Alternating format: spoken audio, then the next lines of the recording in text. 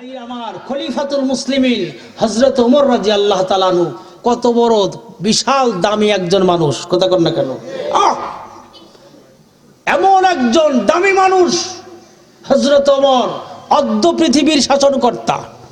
কি ভাই, অর্ধ পৃথিবী করিত শাসন, তালি দোয়া জামা গায়ে, আটার বস্তা পিঠে করে নিয়া সেবিত দুস্থ মায়ে।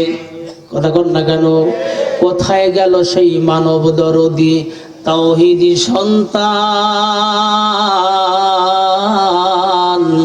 কোথায় গেল সেই সোনার মানুষ?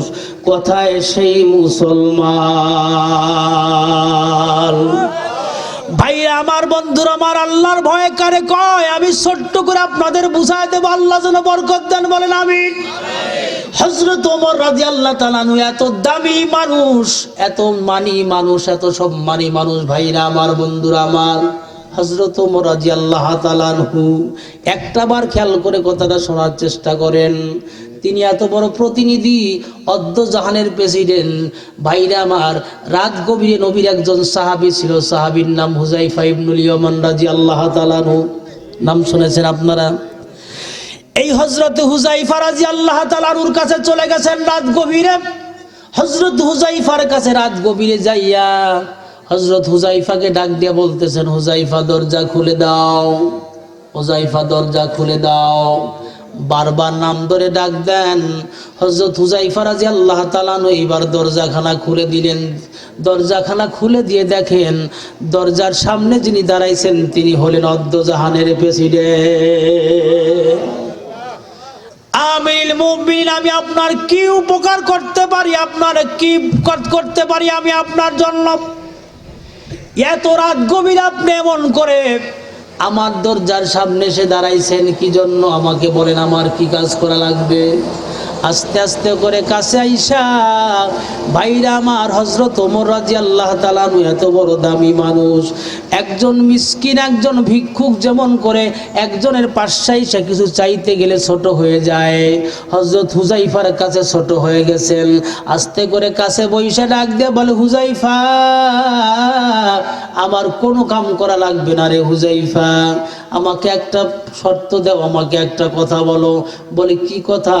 বলে, হুযায়ফা রে বল, আমার নবী তোর হাতের মধ্যে যে মুনাফিকদের নামের তালিকা দিয়ে গেছে, ওই তালিকায় আমার নামটা আছে নাকি?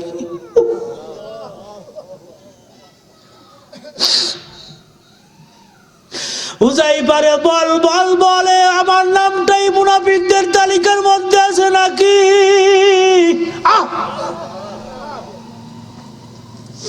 এ হুযায়ফা বল। যেই মাত্র এই কথা বলছেন পয়গম্বরের সাহাবী কান্দেন আর বলেন, পয়গম্বরের সাহাবী, আমার নবী জানতে বলছেন, কাউকে জানাইতে বলেন নাই, আমি আপনাকে বলতে পারবো না। একটা কথাও বলেন নাই, কত বড় আদব! জোরে কোন সুবহানাল্লাহ। ভাই, ধমক দিতে পারতেন কিনা? ধমক দিতে পারতেন। নাই, কি জন্য তুমি এই কথা বলতেছো? আমি তো অর্ধ জাহানের প্রেসিডেন্ট, কথা কর না কেন? মুসলমান ইমানদার রে, আর সামনে বলতেছিলাম, হযরত ওমর একটা কথাও বলেন নাই, কিন্তু টেনশন কমে না, বাড়িতে যায় ঘুম নাই, খাওয়া নাই, কিছু ভালো লাগে না। হায় হায় হায়, তাহলে কি আমি জাহান্নামী হয়ে যাব নাকি? তাহলে আমি কি, আরে আল্লাহ, আমি কি জাহান্নামী হয়ে যাব নাকি?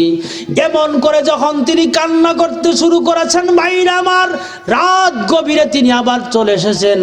রাত গভীরে এসে তিনি যখন দরজার সামনে দাঁড়াইছেন, দরজার সামনে দাঁড়াইয়া তাদের মধ্যে ছিল এমন তাকওয়া। তাকওয়া কারে বলে?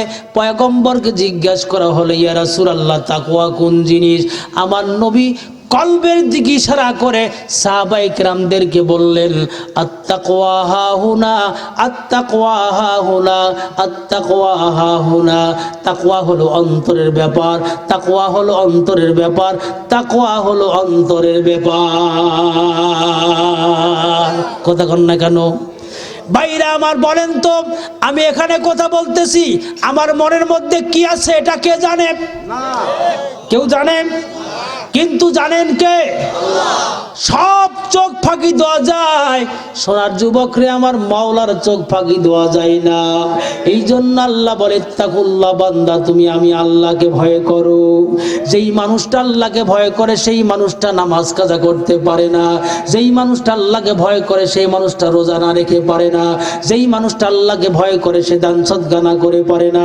যেই মানুষটা আল্লাহকে ভয় করে সেই মানুষটা কোনোদিন পাপের কাম করতে পারে না। কতক্ষণ না কেন ভাইরা আমার? এই জন্য আল্লাহ পাক কোরআন শরীফের মধ্যে ডাক দিয়ে বলছেন, ইয়া আইয়ুহাল্লাযীনা আমানুত্তাকুল্লাহ, হে ইমানদার বান্দারা একমাত্র তুমি আমি আল্লাহরে ভয় করো। জোরে কোন কারে ভয় করো? আল্লাহকে ভয় করো। আল্লাহ যেন আমাদের তৌফিক দেন, বলেন আল্লাহুম্মা আমিন।